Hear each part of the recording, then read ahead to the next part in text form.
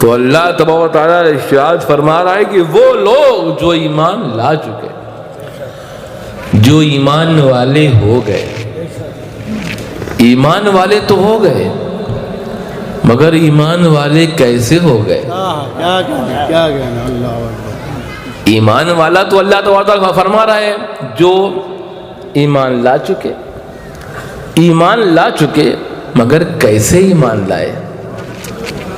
کیا پڑھ کر ایمان لائے؟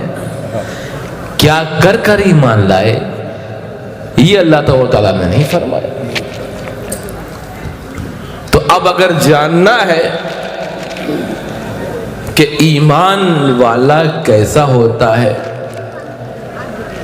کیا پڑھ کر کیا کر کر ایمان والا بنتا ہے، اس لیے کہ صرف کلمہ پڑھنے سے بھی انسان ایمان والا نہیں ہو سکتا، صرف نماز پڑھنے سے بھی انسان ایمان والا نہیں بن سکتا، صرف روزہ رکھنے سے، حج کرنے سے، زکوٰۃ دینے سے یا کوئی اور نیک اعمال کرنے سے انسان مومن ایمان والا نہیں ہو سکتا۔ تو جب ان فرائض کو انجام دینے کے بعد بھی انسان ایمان والا نہیں بن سکتا، تمام فرائض کو انجام دینے کے بعد بھی انسان اپنے آپ کو ایمان والا نہیں کہہ سکتا، اپنے آپ کو مومن نہیں کہہ سکتا، تو وہ کون سا فعل ہے جو ہمیں ایمان والا بناتا ہے؟ وہ ایسا کون سا کام ہے جو ہمیں ایمان والا بناتا ہے، ہمیں مومن بناتا ہے؟ تو یہ میں نہیں کہہ رہا ہوں۔ آئیے آپ حضور رحمت عالم نور مجسم محمد رسول اللہ صلی اللہ تعالیٰ علیہ وسلم کی بارگاہ میں لے چلتا ہوں۔ تمام صحابہ کرام موجود ہیں، حضرت ابو بکر صدیق رضی اللہ تعالیٰ، حضرت عمر فاروق رضی اللہ تعالیٰ، حضرت عثمان غنی رضی اللہ تعالیٰ، حضرت مولا علی مشکل کشا، تمام صحابہ کرام موجود ہیں۔ حضور رحمت عالم نور مجسم صلی اللہ تعالیٰ علیہ وسلم نے صرف تمام صحابہ کرام میں سے صرف حضرت عمر فاروق رضی اللہ تعالیٰ عنہ کی طرف مخاطب ہوا، اور حضور نے فرمایا کہ اے عمر میرے پاس آ جاؤ، میرے قریب آ جاؤ۔ تو حضرت عمر رضی اللہ تعالیٰ عنہ حضور صلی اللہ تعالیٰ علیہ وسلم کے قریب آ گئے۔ تو حضور نے فرمایا کہ اے عمر یہ بتاؤ، اے عمر یہ بتاؤ تم مجھے کتنا چاہتے ہو؟ اے عمر یہ بتاؤ تم مجھے کتنا چاہتے ہو، مجھ سے کتنا محبت کرتے ہو؟ تو حضرت عمر فاروق رضی اللہ تعالیٰ عنہ بول پڑے کہ حضور بے انتہا محبت کرتا ہوں، بے حد محبت کرتا ہوں۔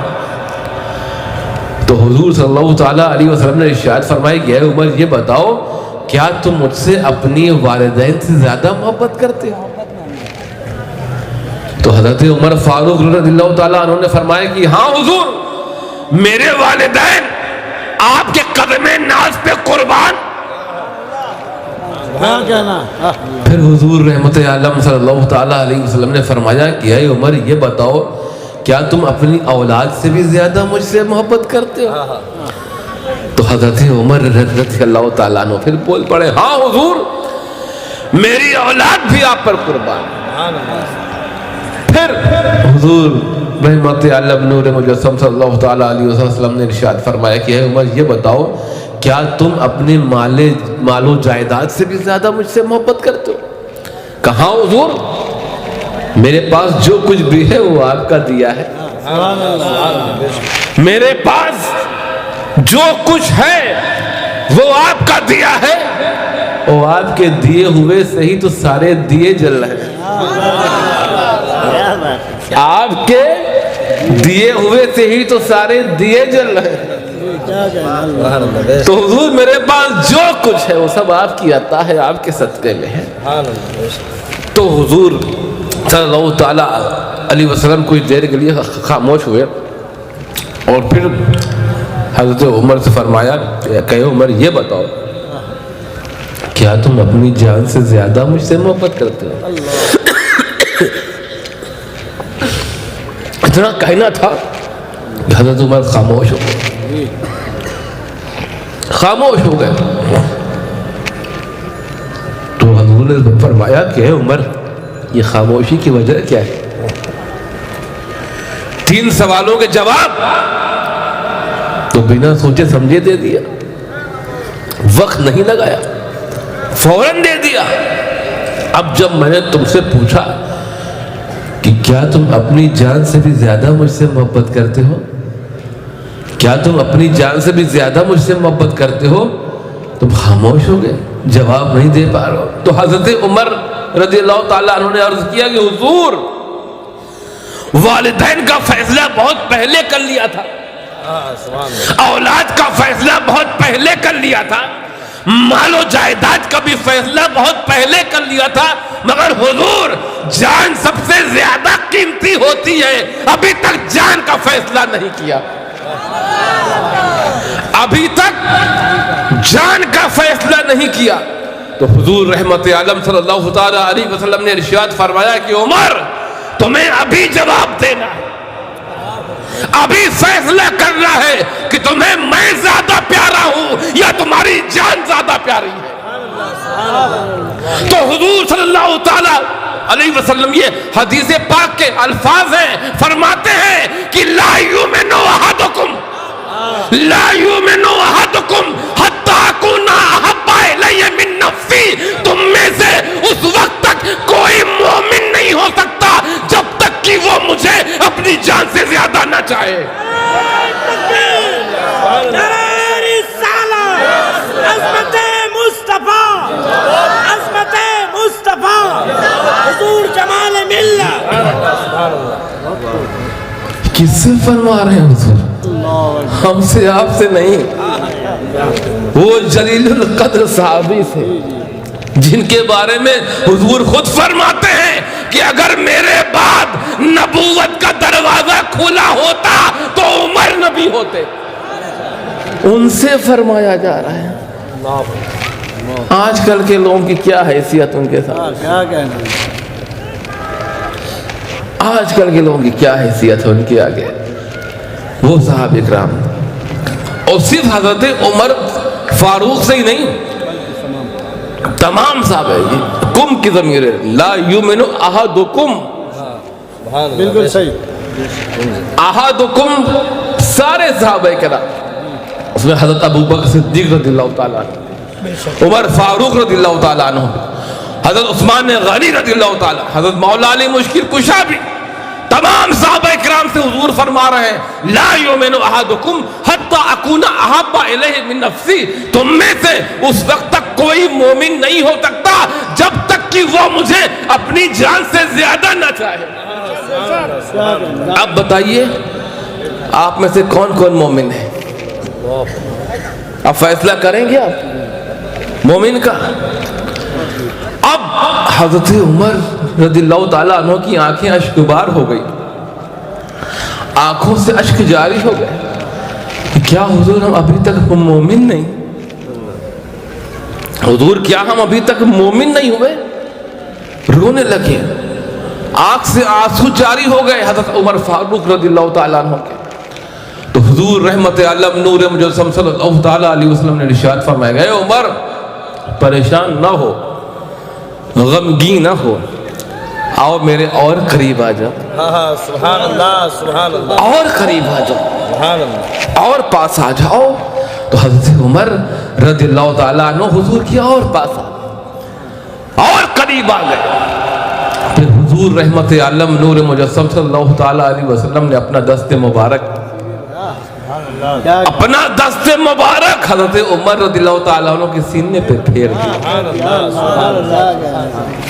فرمایا کہ اے عمر تمہیں میرے سامنے رونے کی ضرورت نہیں ہے، غم کرنے کی ضرورت نہیں ہے، تمہارا رسول مجبور رسول نہیں ہے، مختار رسول ہے. تمہارا رسول مجبور رسول نہیں ہے، مختار رسول ہے. آؤ میرے پاس آؤ. آپ نے اپنے دستے مبارک ان کے سینے پھیر دیا. سبحان اللہ سبحان اللہ. بس دستے مبارک کا سینے پہ پھیرنا تھا کہ حضرت عمر رضی اللہ تعالیٰ عنہ کی زندگی بدل گئی. زندگی بدل گئی.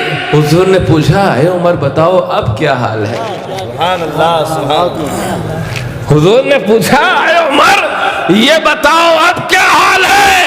تو حضرت عمر رضی اللہ تعالیٰ عنہ نے ہاتھ جوڑ کر عرض کیا حضور پہلے کا معاملہ کچھ اور تھا.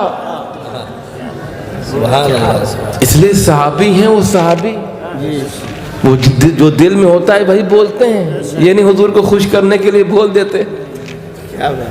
آج کل ایسا ہی ہوتا ہے نا. بالکل صحیح. آج کل تو ایسا ہی ہوتا ہے کہ خوش کرنے کے لیے آدمی کچھ ہی بول سکتا ہے. حضرت عمر فاروق بھی بول سکتے تھے ہاں حضور آج جان سے زیادہ پیار ہے. اب جان لینے کی باری آ جائے معافی چاہتے ہیں حضور. جی تو لیکن وہ صحابی تھا جو دل میں ہوتا تھا وہی زبان پہ ہوتا تھا. جو دل میں ہوتا تھا وہی زبان پہ ہوتا تھا کہ حضور جان کا فیصلہ نہیں کیا ابھی تک. سچ بولتے تھے حق بولتے تھے حق کا پیغام دیتے تھے. پھر حضور صلی اللہ تعالیٰ علیہ وسلم نے جب اپنا دست مبارک پھیر دیا پھر انقلاب پیدا ہو گیا. پوچھا اب کیا حال ہے؟ تو حضرت عمر فاروق رضی اللہ تعالیٰ عنہ ہاتھ جوڑ کر عرض کر رہے ہیں کہ حضور پہلے کی بات اور تھی اب کی بات اور ہے. یہ کیا کہنا بالکل صحیح. اب جیسے ہی آپ کا دست قدرت دست شفا دست مبارک میرے سینے سے لگا میرے دل میں انقلاب پیدا ہو گیا. اب حضور آپ مجھے جان سے زیادہ پیارے ہو گئے. اب آپ مجھے میری جان سے زیادہ پیارے ہو گئے ہیں. تو حضور صلی اللہ تعالیٰ علیہ وسلم نے ارشاد فرمایا کہ الان یا عمر کیا کہنا. الان یا عمر اب مومن ہوئے. بالکل. اب مومن ہوئے ہو. تو اب بتائیے مومن کیسے بنتے ہیں؟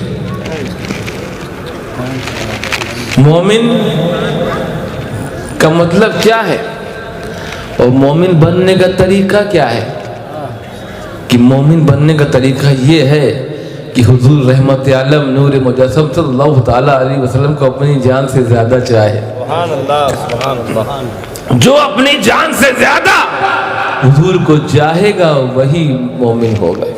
بے شک بے شک. تو اللہ تعالیٰ اپنے کلام پاک میں ارشاد فرما رہا ہے ان الذین آمنوا وہ لوگ جو ایمان لے آئے. وہ لوگ جو ایمان لے آئے کیا مطلب کہ جو لوگ جو عشق رسول میں ڈوب گئے. وہ لوگ جو عشق رسول میں ڈوب گئے وہ آگے ارشاد فرماتا ہے وَعَمِلُوا الصَّالِحَاتِ وَعَمِلُوا الصَّالِحَاتِ اور نیک عمل کرنے لگے. ایمان لانے کے بعد ٹھہرے نہیں رکے نہیں. وَعَمِلُوا الصَّالِحَاتِ اور نیک عمل کرنے لگے. اب نیک عمل کیا کیا بتاؤں اتنا وقت ہی نہیں کہ ایک نیک عمل گنواؤں. نماز نیک عمل ہے روزہ نیک عمل ہے حج نیک عمل ہے زکوٰۃ نیک عمل ہے والدین کی خدمت نیک عمل ہے اولاد کی اچھی تربیت کرنا پرورش کرنا نیک عمل ہے پڑوسیوں کے خیال رکھنا نیک عمل ہے یتیموں کے سر پہ ہاتھ رکھنا نیک عمل ہے بیواؤں کا خیال رکھنا نیک عمل ہے بھوکے کو کھانا کھلانا نیک عمل ہے ننگے کو کپڑا پہنانا نیک عمل ہے. کیا بتا بہت سارے نیک عمل. کہاں تک گنتی گناؤ لمبی فہرست ہے نیک عمل. ایک ایسا لفظ بتا دوں ایک ایسا لفظ بتا دوں جس کے دامن میں سارے نیک اعمال آ جائیں سارے نیک اعمال آ جائیں. وہ لفظ ہے سنت. وہ لفظ کیا ہے سنت. ارے سنت وہی ہے جو نیک عمل ہے. سبحان اللہ سبحان اللہ. سنت وہی ہے جو نیک عمل ہے اور جو نیک عمل نہیں ہے وہ سنت نہیں ہے. جو نیک عمل نہیں ہے وہ سنت نہیں ہے. تو سنت میں تمام نیک اعمال آ جاتے ہیں. نیک اعمال آ جاتے ہیں، تمام نیک اعمال سنت میں۔ اب ایک نیک اعمال گنانے کی ضرورت نہیں ہے کہ کیا کیا گنا ہے، کیا کہنا، بہت کچھ۔ اب سوچئے جو ہے کہاں تک گنائیں گے۔ اب آیت پاک کا ترجمہ سنیں کہ وہ لوگ جو عشق رسول میں ڈوب گئے، وہ عاملوا الصالحات، اور رسول کی سنت کریمہ کے رنگ میں رنگ گئے۔ کیا مطلب؟ یہ آیت پاک کا ترجمہ مجھ سے سنیے۔ جو عشق رسول میں ڈوب گئے اور سنت رسول کے رنگ میں رنگ گئے، ایسے لوگوں کے بارے میں اللہ تعالیٰ ارشاد فرماتا ہے سَيَجْعَلُ لَهُمُ الرَّحْمَنُ وُدًّا، تو ایسے نیک لوگوں کے لیے اللہ تعالیٰ تمام لوگوں کے دلوں میں محبت ڈال دیتا ہے۔ بے شک۔ تو آج یہ اولیاء کرام کی محبت جو ہمارے دلوں میں ہے، بے شک بے شک، وہ چاہے حضور غوث اعظم شیخ عبدالقادر جیلانی رضی اللہ تعالیٰ، چاہے حضور خواجہ غریب نواز سنجری اجمیری رضی اللہ تعالیٰ عنہ کی بات، یا حضرت مخدوم اشرف جہانگیر سمنانی رضی اللہ، یا شیخ طریقت حضرت سید شاہ نعیم اشرف جیلانی رضی اللہ عنہ، محبت جو ہمارے دلوں میں ہے یہ اللہ کی ڈالی ہوئی ہے، یہ اللہ کی ڈالی ہوئی ہے۔ اور جس کی محبت اللہ تبارک تعالیٰ لوگوں کے دلوں میں ڈال دے تو اس کی محبت کو کون نکال سکتا ہے؟ اس کی محبت کو کون نکال سکتا ہے؟ وہ خود نکل جائے گا، وہ خود نکل جائے گا پتلی گلی سے، نکالنے کی ضرورت ہی نہیں پڑے گی۔ لیکن جو بھائی اللہ کی جو خلاف جائے گا تو اس کا تو بھائی اس سے تو اللہ ہی سمجھے گا، ہمیں سمجھنے کی ضرورت ہی نہیں ہے۔ ایسے انسان سے اللہ ہی سمجھے جس نے آقا کو سمجھا نہیں ہے، اس سے تو اللہ ہی سمجھے گا۔ تو یہ اللہ تبارک تعالیٰ اپنے اولیاء کرام سے اتنی محبت فرماتا ہے، اتنی عقیدت عطا فرماتا ہے کہ لوگوں کے دلوں میں ان کی محبت ڈال دیتا ہے۔ اچھا، لوگوں کے دلوں میں محبت ڈالتا کیسے؟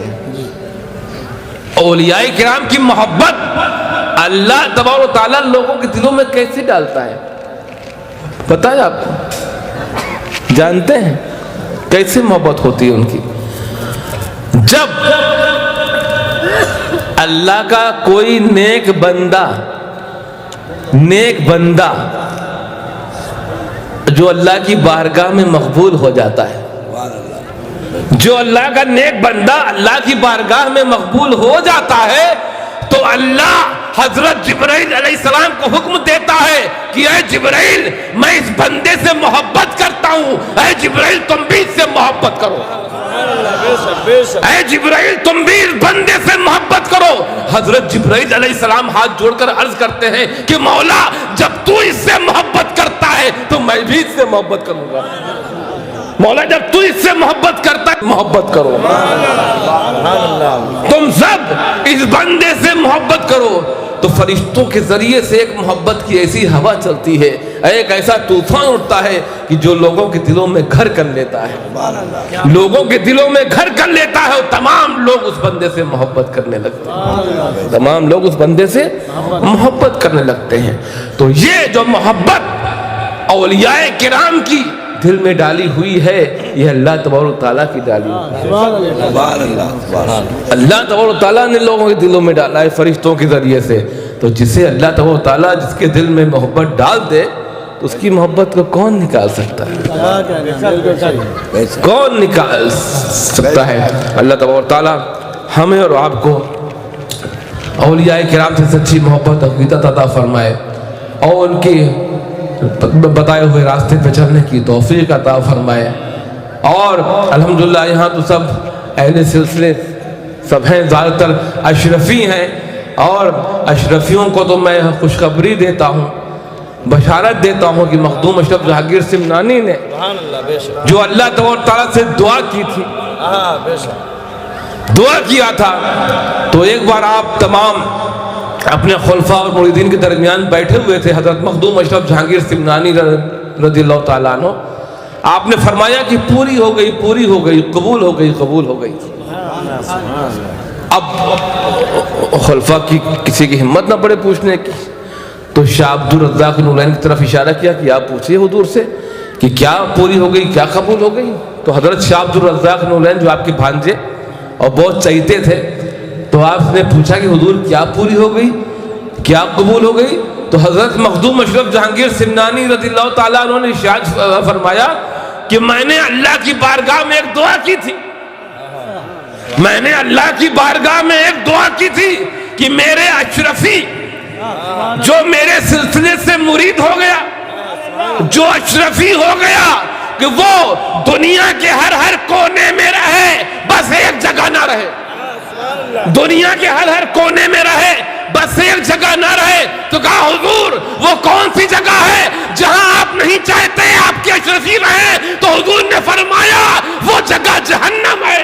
نعرہ تکبیر، نعرہ رسالت، حضور جمال ملت، اشرفی اشرفی جنتی جنتی، اشرفی اشرفی جنتی جنتی۔ اور میں کہتا ہوں کہ جو اشرفی ہو گیا اس کو کسی اور سلسلے میں جانے کی ضرورت نہیں، اس لیے کہ اشرفی سلسلہ تمام سلسلوں کا مجموعہ ہے، اس میں سلسلہ چشتیہ بھی ہے، سلسلہ قادریہ بھی ہے، نظامیہ بھی ہے، اولائیہ بھی ہے، سہروردیہ بھی ہے، سارے سلسلوں کا مجموعہ اشرفی ہے۔ کیوں کہ ہمارا سلسلہ اشرفی الف سے شروع ہوتا ہے، یہ بھی ختم ہوتا ہے۔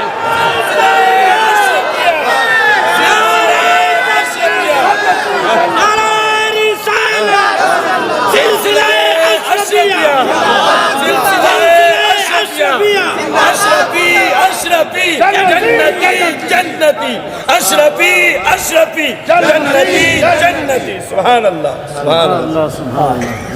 تو آپ لوگ خوش قسمت ہیں سبحان اللہ۔ جو آپ کو ایسا سلسلہ ملا، اشرفی ناز کر، اشرفی ناز کر، تو میرے اشرف پر، اشرفی ناز کر تو میرے اشرف پر، کون پاتا ہے خاندان ایسا؟ اشرفی سلسلہ ایسا سلسلہ ہے کہ جس میں غوث کا بھی فیضان ہے، خواجہ کا بھی فیضان ہے، مخدوم اشرف جہانگیر سمنانی کا بھی فیضان ہے۔ اللہ تعالیٰ ہم سب کو اپنے بزرگوں سے سچی محبت عقیدت عطا فرمائے، ان کے راستے پہ چلنے کی توفیق عطا فرمائے۔